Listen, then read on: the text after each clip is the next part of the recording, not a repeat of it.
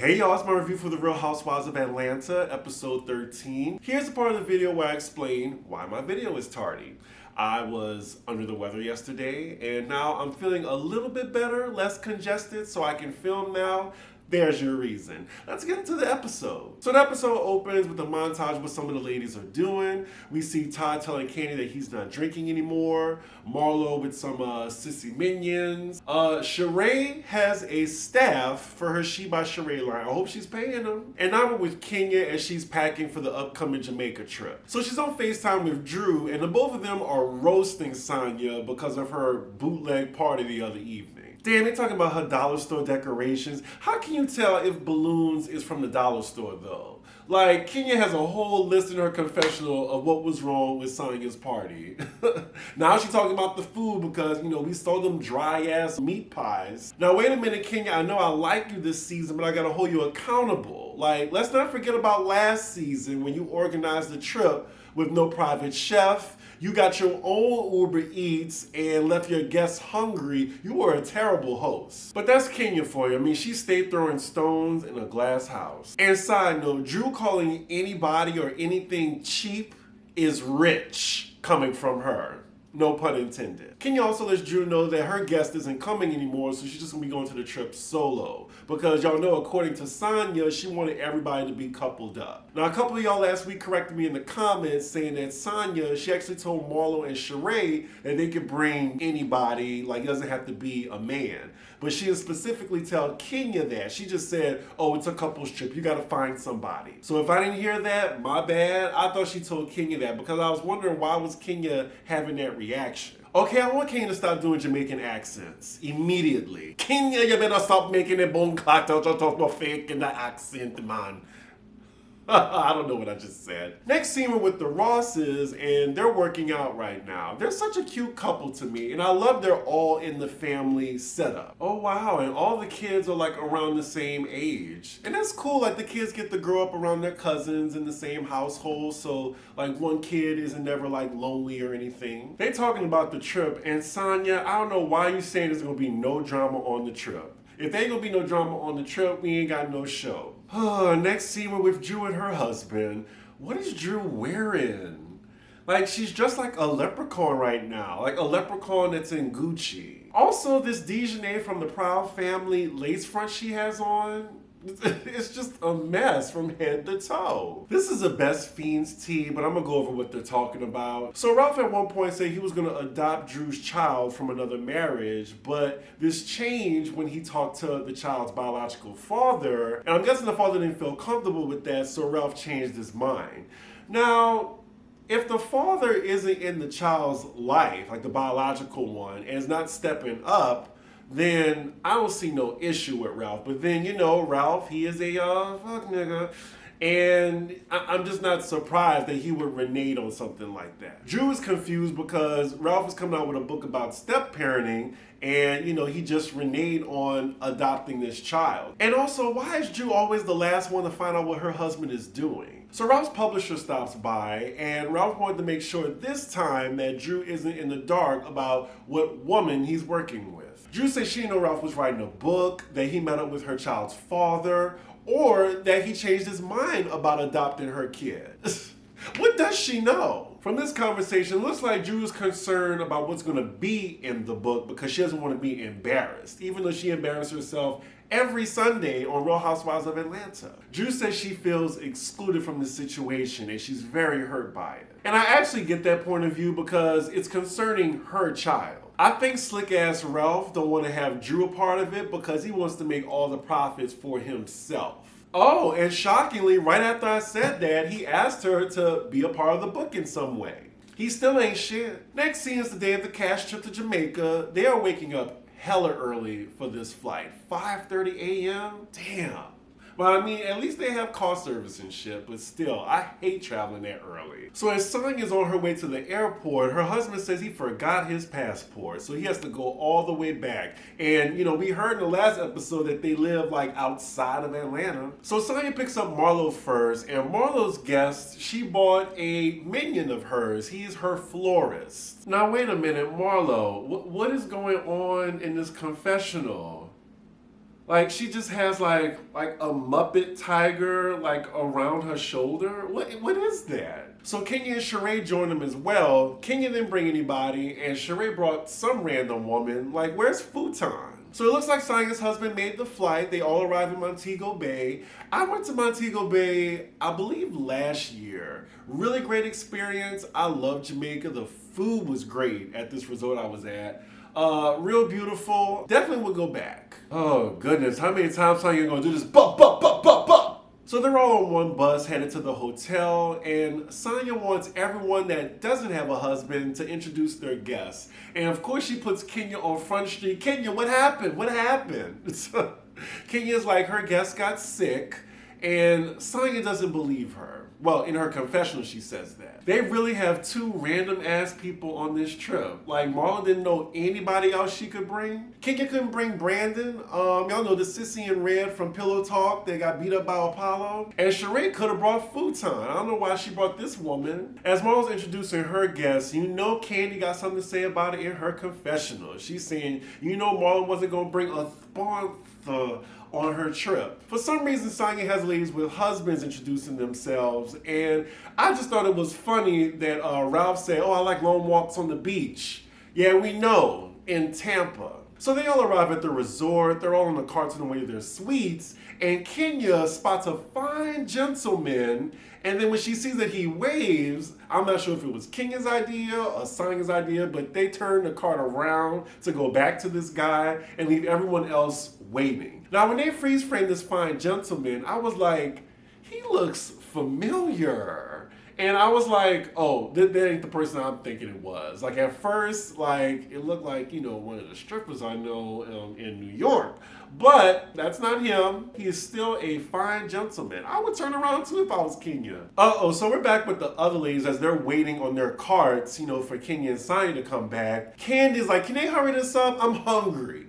And look, you don't mess with Candy when she is hungry. Production made sure to get that. Meanwhile, back with Sanya and Kenya, Sanya's going to overtime trying to make this love connection happen. So Kenya gets his digits, and she actually invites him as her +1 to the dinner later in the evening. Thankfully, they get back to the other ladies on the cards because, you know, Candy, she's about to have a meltdown right now. Sanya lets everybody know that Kenya has a date for this evening, and here go hating ass Marlo. Oh, I bet she approached him, huh? And tries to high-five Sanya's husband.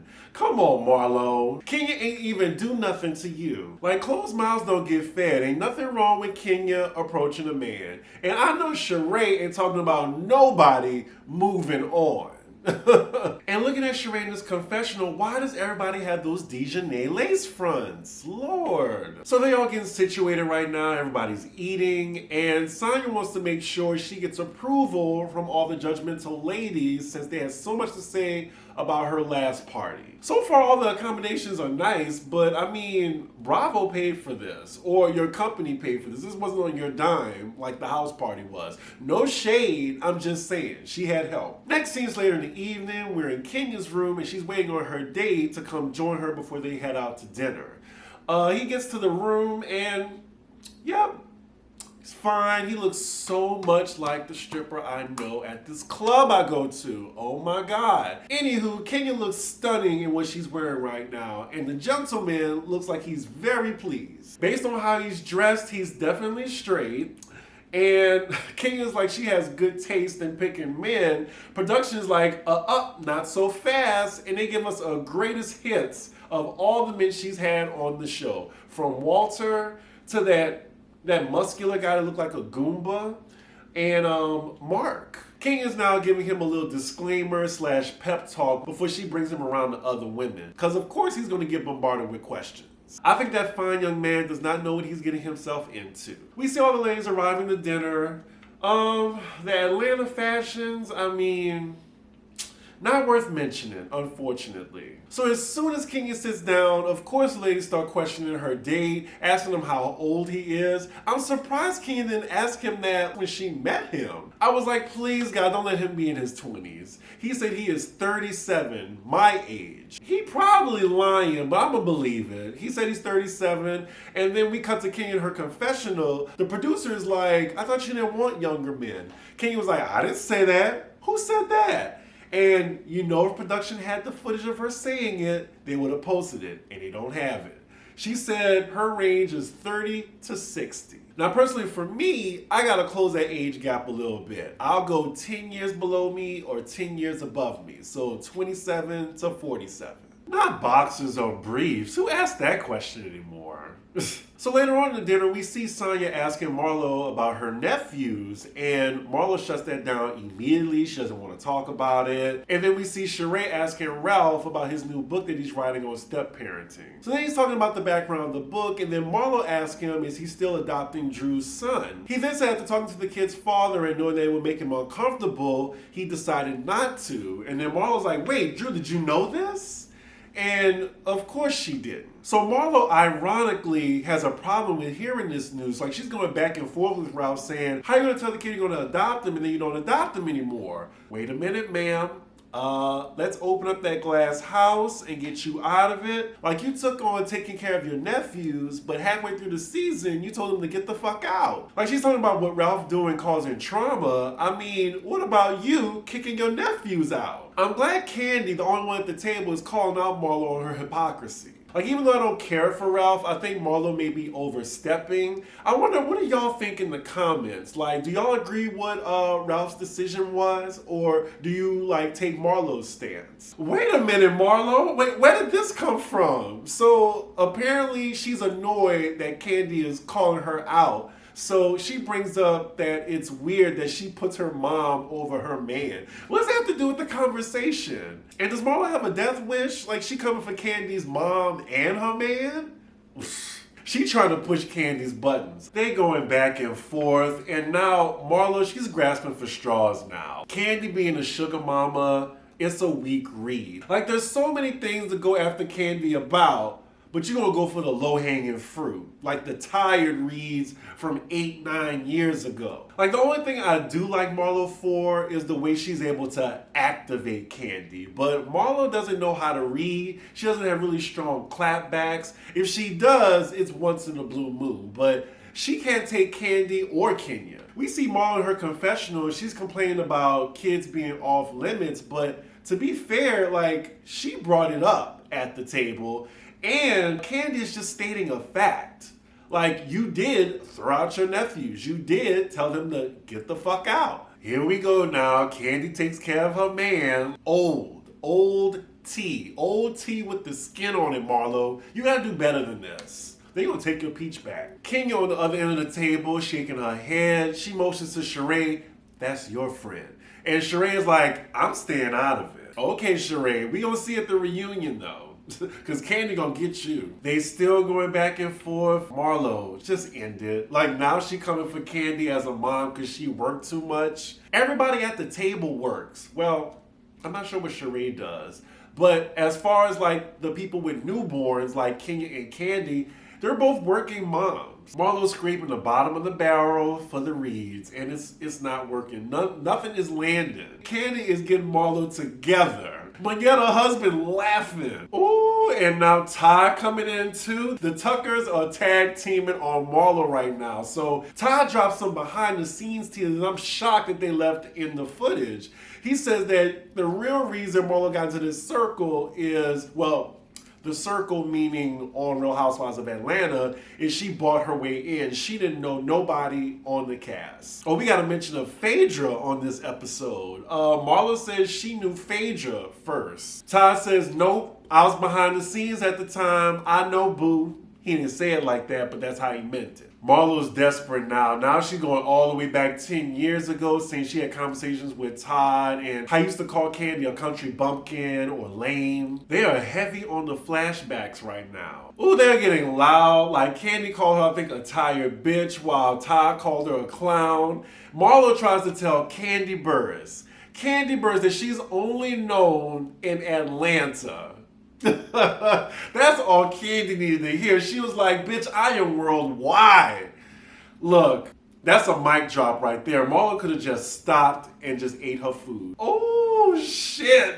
For some reason, They're doing like a worldwide Atlanta check through all the ladies in the confessional. We fast forward to Kenya saying, okay, Marlo, you're flown all over the world to sprinkle baby powder over old white men? Oh my God. Oh shit.